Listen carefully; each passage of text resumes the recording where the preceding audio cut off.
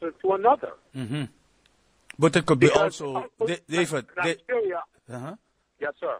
David, it could also be like this. If I go listen what you just say, the people say, yeah, you can go to live, like for instance, go to Nigeria. You say it's changing one oppressor for another, but do people all can say to you, yeah, but if you go there, you can change the things?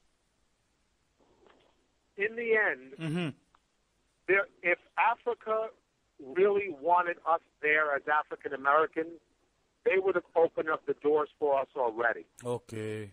Yeah. When the earthquake in Haiti happened, yes, sir, and it broke my heart to see that what happened to the Haitian people. Mm-hmm. But it also broke my heart to hear the president of Senegal offer territory to the Haitians. Yes. And said to the Haitians, we will give you a province of land. Yeah, I heard that. Need it. I heard that. Yes. But what happened when the African American people, the victims of Katrina, the hurricane? Nothing was offered to us then. Are they, no, David, are they maybe a little bit afraid of us? Maybe afraid from the people who live outside the continent? Because you are aware, you are, you are more conscious what is going around you. It is just like, I'm going to give you an example, David. In my homeland, if the people who live there are, you have a certain mind how you think. The government is afraid from the people who live outside to come there to take, to be somebody with ideas.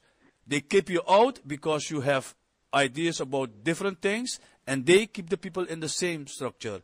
I think maybe that's why the African people maybe are also afraid of that. You are aware of many things, and you can fool me by words.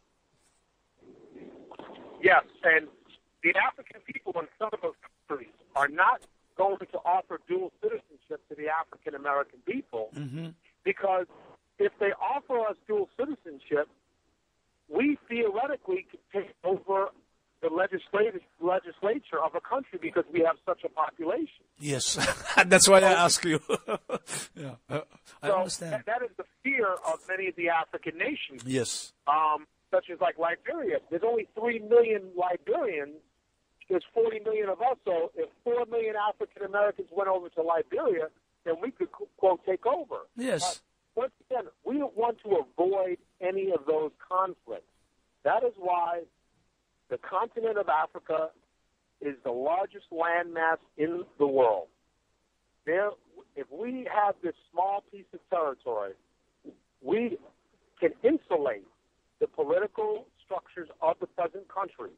So if we put 20 million people into that 100 miles, it will not affect the nations surrounding us.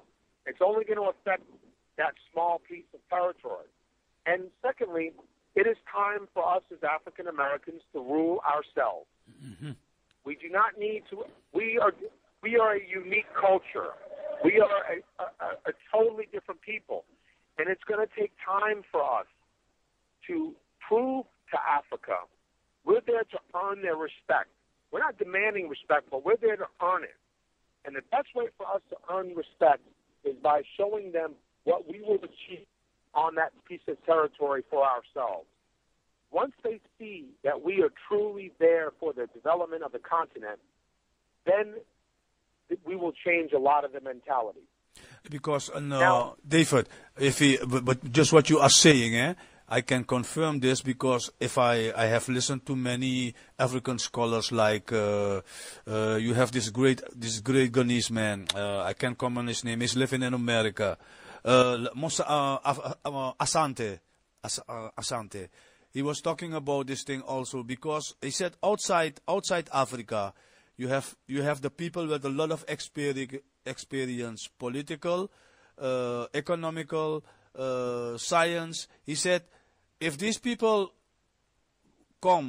just go back to their motherland, he said, they surely will change a lot of things. That's why these governments, just like my homeland, they want to keep you outside because you can bring some development by that development that they cannot control. That's why they want to keep us out.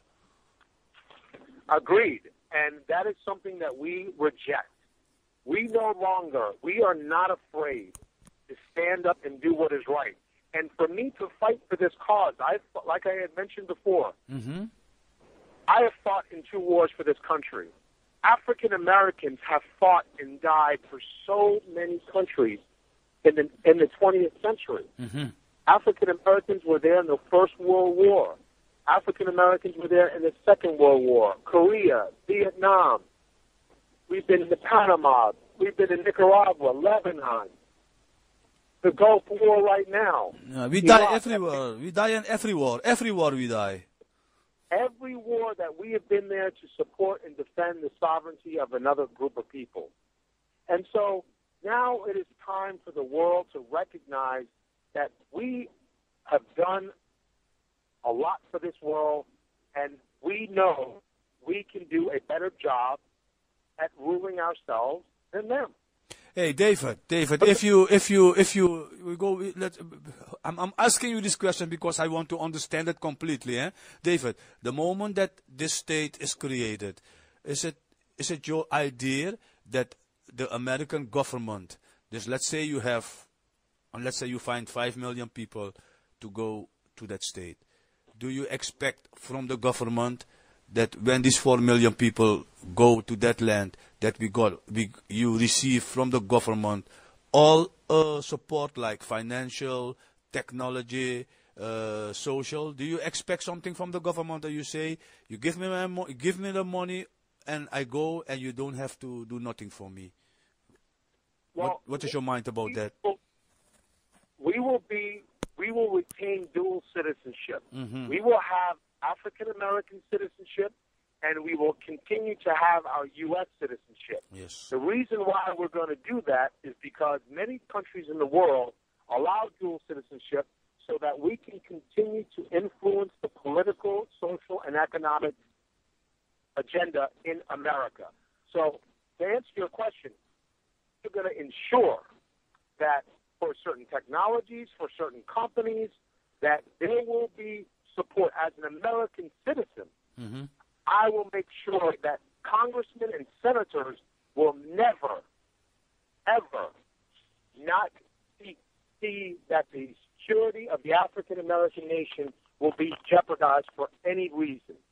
We give Israel billions of dollars a year. There are Israeli citizens that are U.S. citizens.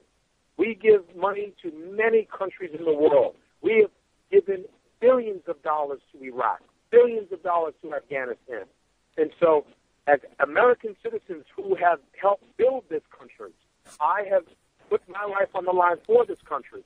This country, we will ensure that whatever is necessarily needed in the terms of security purposes, of technology, we will acquire that technology. Because remember, there are black companies that are here in America. There are black farmers. So those black farmers in our new nation, they will be the primary providers of foods to this new country. Okay. There are African American technology companies that are U.S. companies. They will be the companies that will be at the top of the list for providing the services that are necessary for our nation's development. So we are going to make sure that we never allow America to, quote, get off of the hook, so to speak, because we're going to ensure that it is going to be a win-win situation for us. So, but in the end, Americans, etc., will have no political or economic influence within our nation itself. Every company that will be owned in our nation, the majority of those companies, the minimum right now of 2/3 of the company will be owned by an African American. So that means that if IBM wants to come into our country, IBM will have an African American CEO for the African American state. If General Motors wants to come in the country,